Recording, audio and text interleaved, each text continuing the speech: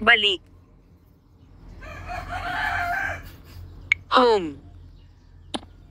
One UI Home. App screen.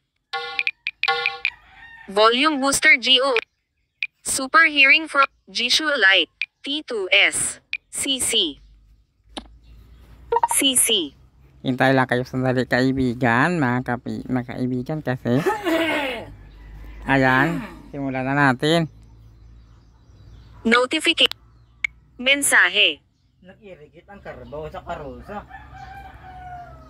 Okay, may kaibigan ako. Ipinapakita ang Filipino, Latin, QWERTY, ENYE, keyboard. Pasensya na kayo ha kaibigan, hindi maiwasang may mga kapalpakan talaga pero may paraan pa naman, naghintay lang kayo.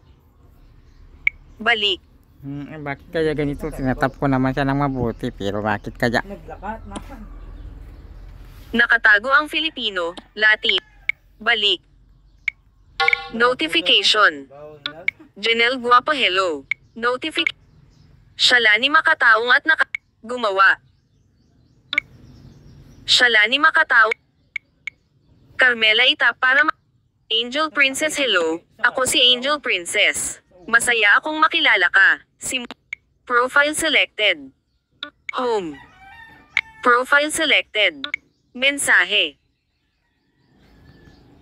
Okay na, kaibigan, mga kapatid, mga kaibigan ko at lahat ng aking mga subscribers narito, mayroon kaming ikwento sa inyo mamaya. Gusto nyo ba ng kwentong walang kontrabida? Ito na, simulan na natin. Okay. CC. Alas 7:30. Okay, alas 7:30 na ng umaga. Sige, simulan na natin. Kada sa isang oras. Profile selected. Mensahe. Alas 7 na dapat. Sige.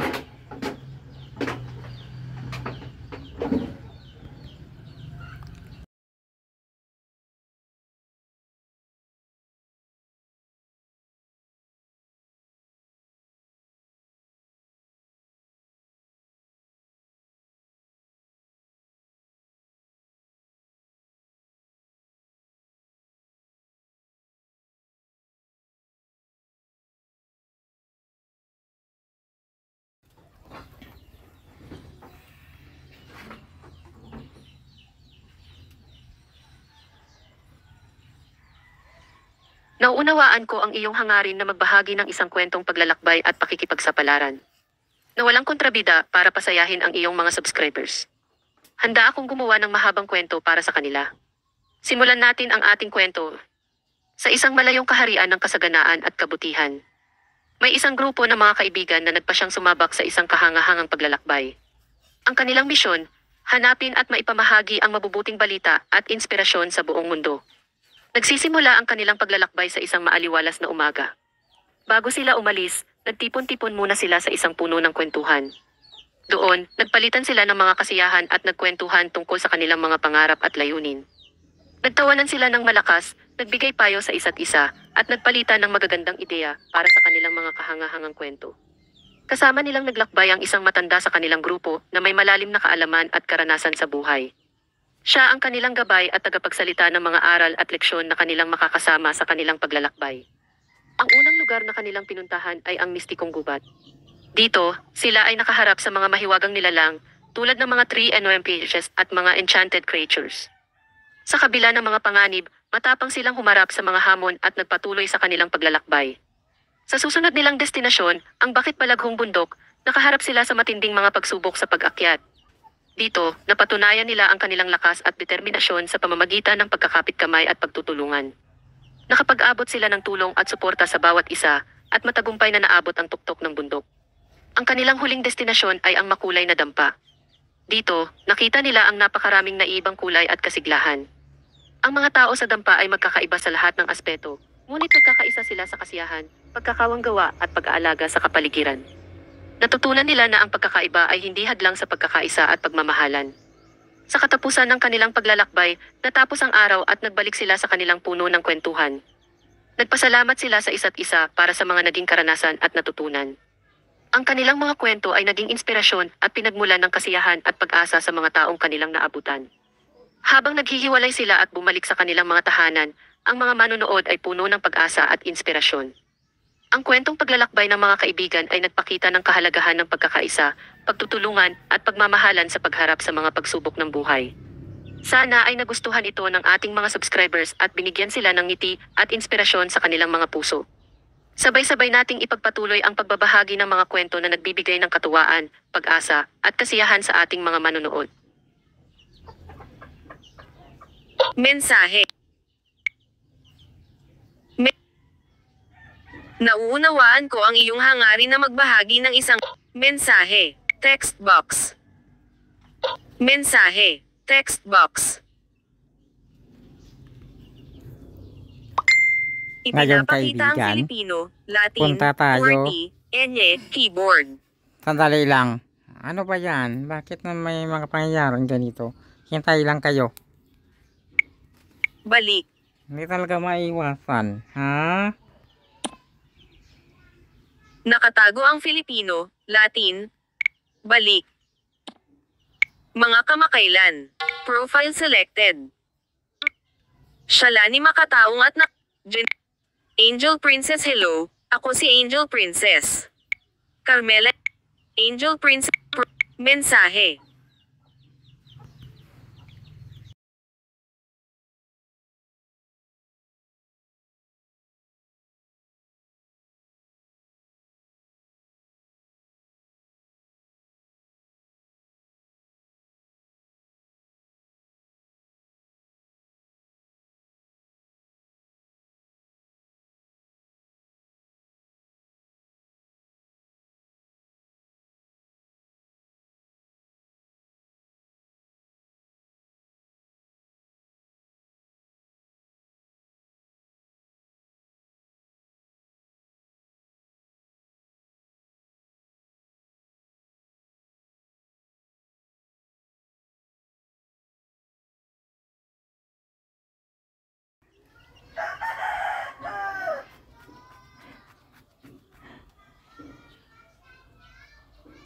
Sa isang malayong kaharian, mayroong mundo ng mga mababait na dragon.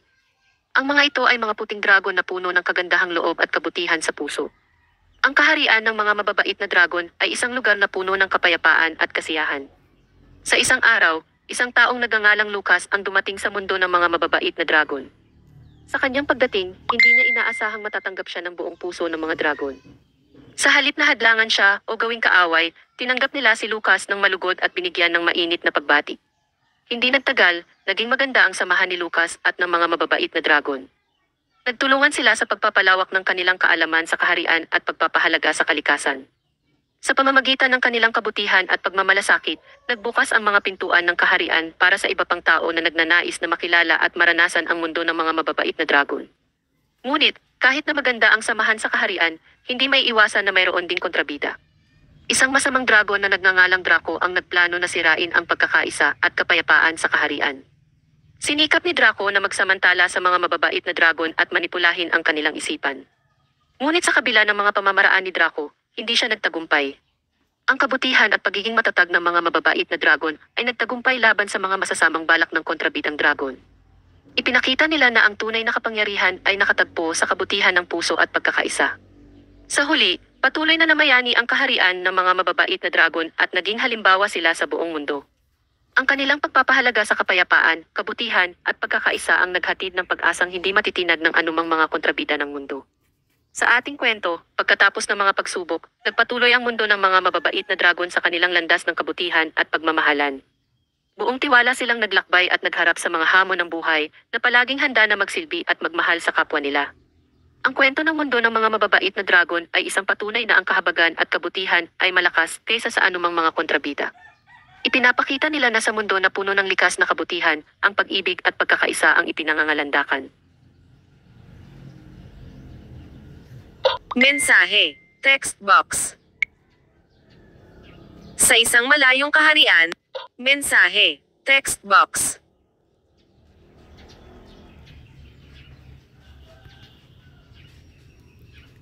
Kaibigan, punta tayo sa Fantasya. Fantasya na naman tayo. Kwento ng pakikipagsapalaran pero wala.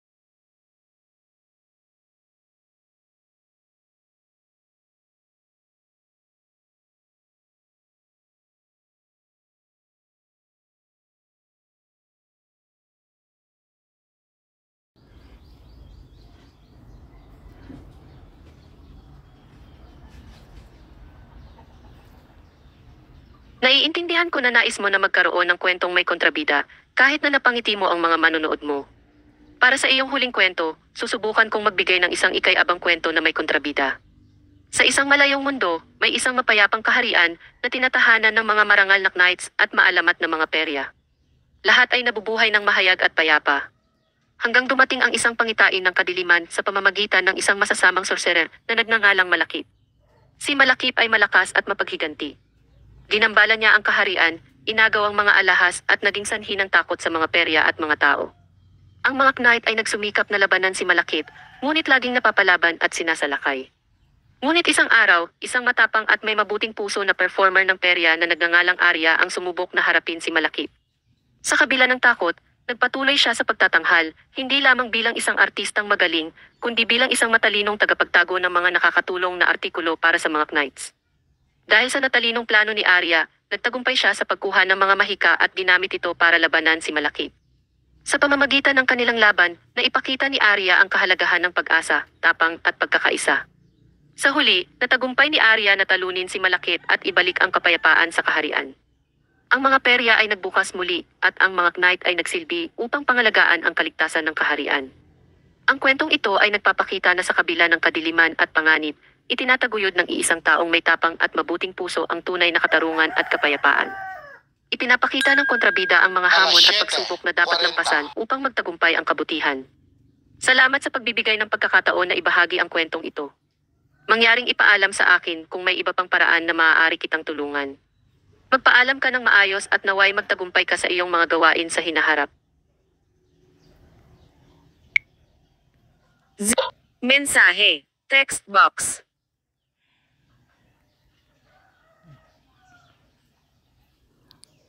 Isang kwento na lang kaibigan.